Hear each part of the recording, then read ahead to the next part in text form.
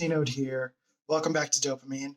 And I want to share a quick video about 5 ways that an INTP can become more coherent, which is ironic because it's something I'm always working on. So I'm not saying this is something that I'm also not working on. This is something that INTPs can improve when we're trying to share our thoughts to someone and how we feel about stuff, or what we think about stuff. Whether this is in written form or on video or on a podcast or anything like that, any number of reasons. These are a couple of ways that you can become a little bit more coherent, understandable as an INTP. So number 1 is to break up your sentences. So take a breath.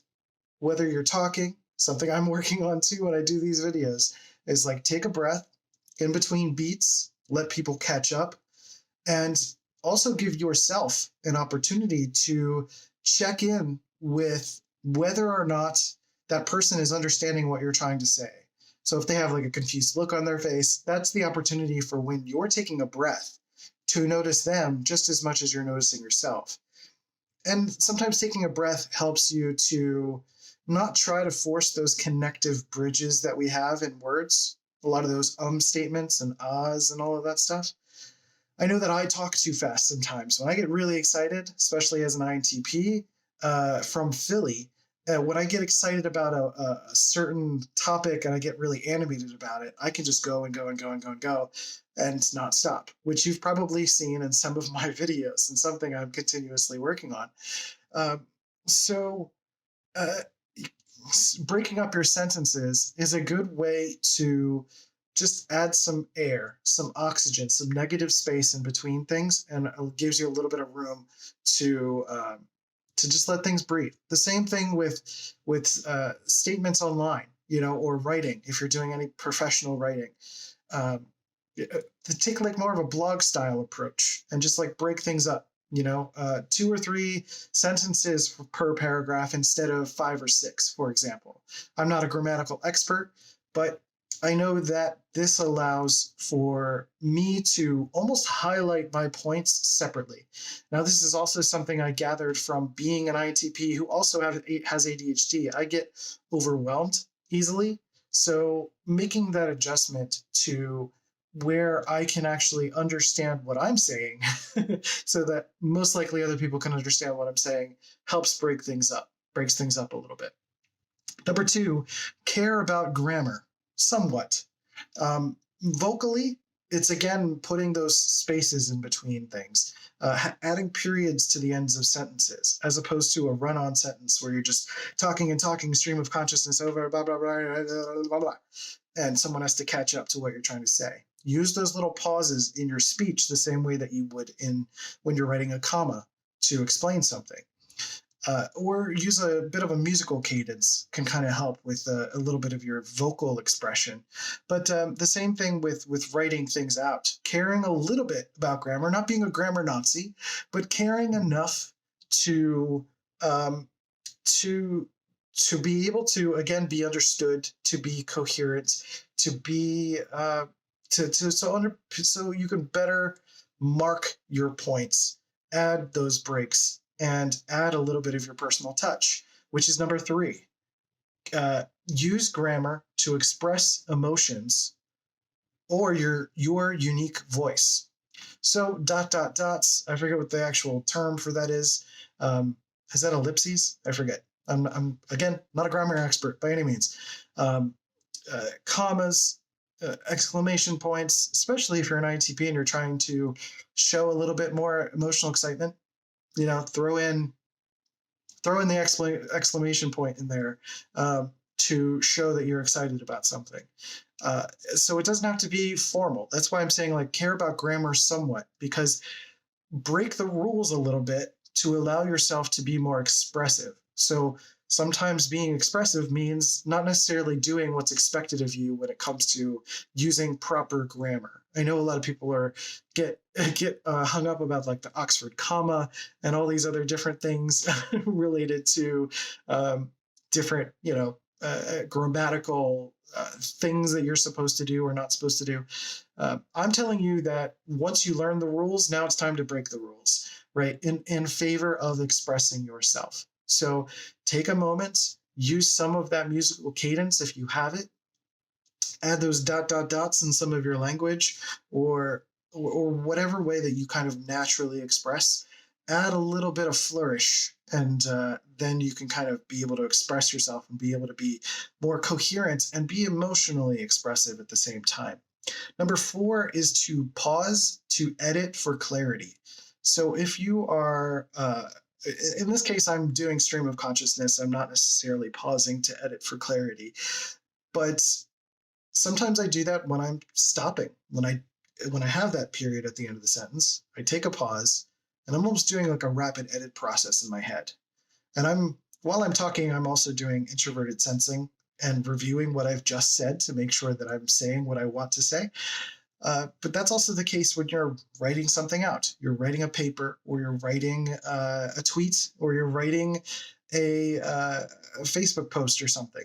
It's not about being exacting. It's not about covering every single piece of your point to be so all of it is heard. It's about kind of being succinct, but then also editing for clarity, meaning just taking out redundant words, taking out sort of needless words that are just kind of add-ons, things that I do all the time when I'm speaking, but when you're writing, you can make them more succinct, and that'll help to create some clarity as well. And then the last one, number 5, have someone review your words or your videos or whatever your expression is to see if it makes sense to someone other than yourself. So something that I practice before I do some of these videos is to just test this content with other people. Maybe not literally send this video, but sometimes I will go over the topic with Molly, or I'll go over the topic with someone on Twitter, or a friend of mine who also creates this kind of content. And just to double check if this makes sense. Does this idea make sense? Does this explanation make sense? And being able to check in with someone, get that kind of feedback, and to not have fear of getting that feedback will really enable you to be clear and to explain something in a way that someone else can understand. Not just another INTP, but maybe other people in your life. Maybe they don't understand personality types. And I hear this in the personality realm all the time, right? Like a lot of us we're using this shorthand language, right? TI, SI, introverted thinking, introverted sensing, whatever. And those are not things that we can translate as easily to other people. So it's like being able to flex and flow with the short code or the longer code, or have different versions of of something that you can explain to someone.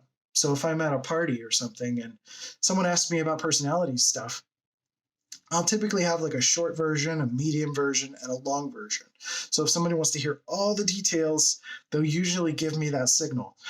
If they want to hear some of it, they'll give me that signal. If we're just having small talk and I just want to explain a little bit, like, yeah, I deal with personality types, or like I deal with the medium one would be, I work with Myers-Briggs and Enneagram personality types. And then the longer version would be like, I do coaching around Myers-Briggs and personality types, and I have a YouTube channel, and I have all sorts of videos and a great community and all sorts of wonderful people that I connect with. And it's amazing. And I really enjoy it. Something like that. It can, flex or flow depending on the situation. But being a little bit more coherent as an INTP is really about translating this endless string of thought that you have as an INTP into something that is more palatable. It's taking the ingredients that you have, because your thoughts are all individual ingredients, and being able to mix them together, conjure them up into this wonderful INTP juice for someone to be able to actually consume, to be able to understand what you're saying, to be able to express and connect, because those are the points of what you're trying to say anyway. If you're trying to just blast your thoughts at someone, like, what's the point of that? The reason that you have thoughts that you want to share is to share them, is to be heard.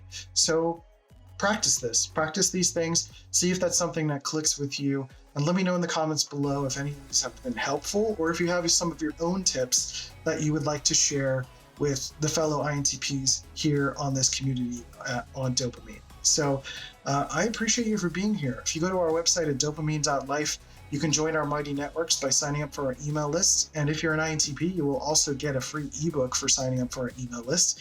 And we have programs, we have articles, we have all sorts of other stuff if you want to dive into deeper learning as an INTP. And I suggest that if you are someone who is trying to get into that deeper learning, that you sign up for the email list, you check out the courses available, because that is advice-driven, in-depth, detailed stuff that is all about my personal experience, some other INTPs that I've talked to and met, and in relation to relationships, empowerment, cosmic calibration, which is all about unlocking your intuition, stuff like that. So go browse around, see what works, see if anything clicks. If not, you're welcome to still hang out here. Hit the like and subscribe button, and I'll see you in the next video. So thanks, take care of yourselves and each other, and I'll catch you next time on DOPEamine. See ya.